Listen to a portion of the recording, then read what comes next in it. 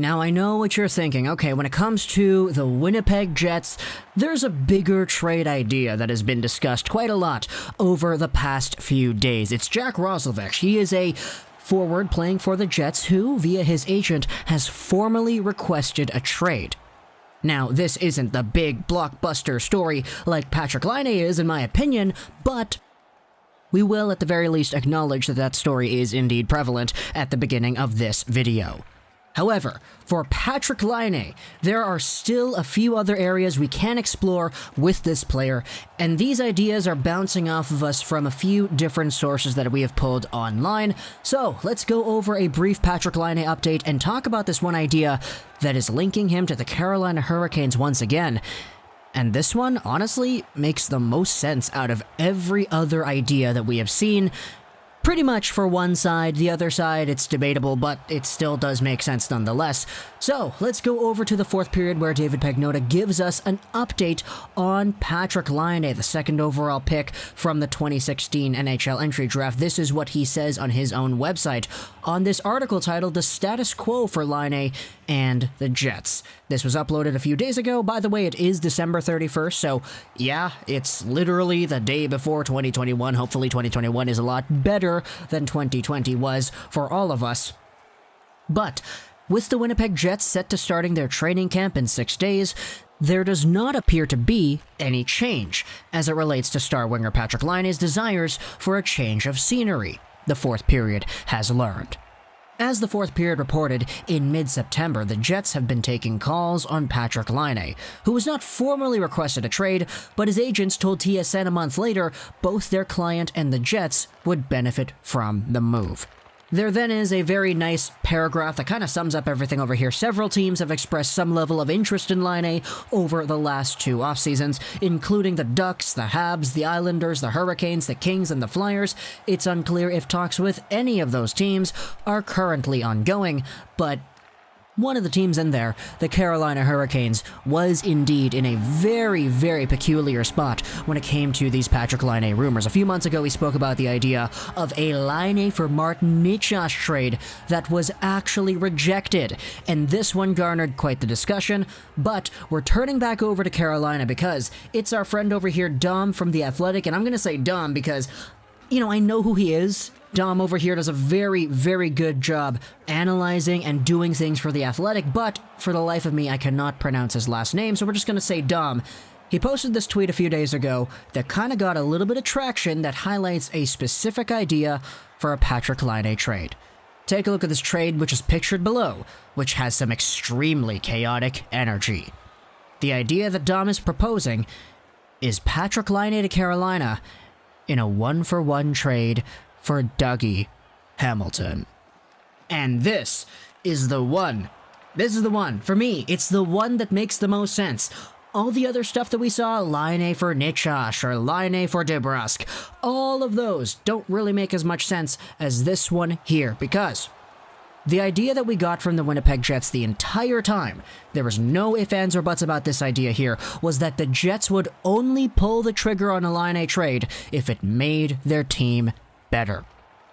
If you're trading Laine for Necas, you can make the debate that you're making your team worse. If you're trading Laine for DeBrusk, you can make that same debate. You can make that debate for any of these other guys that have been linked to the Laine talks, etc., especially if they're forwards. But what the Winnipeg Jets absolutely needed the most this offseason, and you could debate they probably still could use an upgrade there as well today, is defense.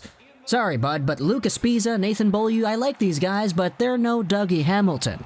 Dougie Hamilton is a player who is over here in the NHL as one of the top offensive D-men in the league. Now, correct me if I'm wrong, I'm pretty sure Dougie Hamilton was labeled by NHL.com as a better defenseman than Quinn Hughes and Cale Makar. If I'm mistaken on that, it might have just been Quinn Hughes. I'm not really too sure about the other one, but Dougie Hamilton established himself as one of the better offensive defensemen in the league, just under a point per game last season, 40 points, 47 games played for the Carolina Hurricanes. And he's a guy who, if he heads over to the Winnipeg Jets, he instantly makes this team better. Now, sure, Hamilton is right-handed. You could debate the Jets needed left-handed guys more, but at the end of the day, defense is still defense. He's still a defender who is a number one guy who can quarterback a power play, do some very good things, play a very nice game overall.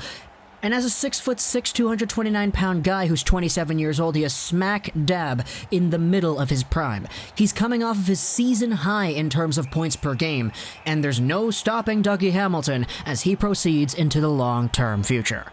Now, why exactly does this make so much sense? Well, because if you take a look at what exactly we had with Patrik Laine, we had a situation where Finnish media came out and they said, yes, either by a trade or by free agency, Patrik Laine is not spending the rest of his career in Winnipeg. Free agency, okay, that's another aspect of this right here. Patrik Laine has one more year left at $6.75 million as the AAV. After that expires, he'll be 23 years old, he'll be going to RFA status, we'll see what happens with the Jets then. You know who else also has one more year until 2021's end? Yeah, Dougie Hamilton. He's a free agent after 2021, and he's making a current $5.75 million cap hit. It's tough to believe that contract is already expiring because it was signed so long ago. It was a 6-year deal signed back in 2015, and now he is over here at the end of it.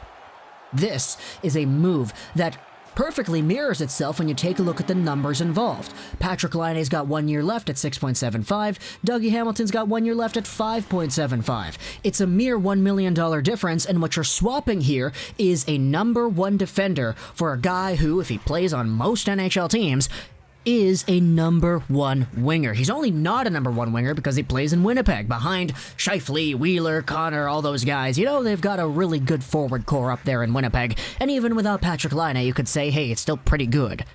So this is a move where you absolutely change the values here. You have a guy who could probably be a first-line winger, but you're not playing him on the first line, and you're turning that into a number one right-handed defenseman, which is something that the Jets kind of need. Which is why I applaud Dom for coming over with this idea, because it's the one that makes the most sense to me here. And if you go over to the Carolina Hurricanes side of things as well, there certainly seems to be what could be a fit, I would say. Because if you're a Patrik Laine, what you're doing is you want to be a number one winger. You want to be on the first line, that's the entire reason there's even this controversy going on in the first place. The big question, though, is do you dethrone Teuvo Teravainen, who is currently listed as the number one right wing in the Carolina system, and you throw Patrik Laine on there instead? Or do you kind of do a little bit of a shuffle with your top six and you say, okay, Nino Niederreiter, you're good, but we're going to play you in the bottom six now. We'll move Andrei Svechnikov down to the second line. Maybe we shift Patrik Laine over to the left wing, and we have a first line of Laine, Aho, Teravainen. Fantastic Finns over there, man. That's cool. That's really, really cool, and I love the sound of that absolutely just loading up the Winnipeg Jets offensive core because, hey, they've been in a position where defense is one of their strengths. They have Slavin, they have Shea, they have Pesce, they have a lot of really good guys on D, and sure, Hamilton is one of those, but with the fact that Hamilton is a free agent in this upcoming offseason, and the fact that we don't really know if he's going to re-sign in Carolina anyway, there kind of is a mirroring situation here, where with Patrik Laine, there was debate as to whether or not he would actually re-sign and come back, or just go to free agency and wait it out. But for Dougie Hamilton, there is an uncertainty there too, especially amongst Carolina fans and media.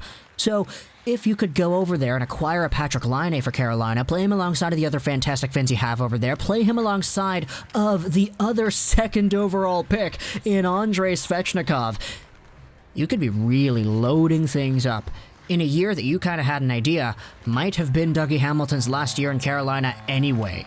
And besides, the Hurricanes only have about $930,000 in cap space right now.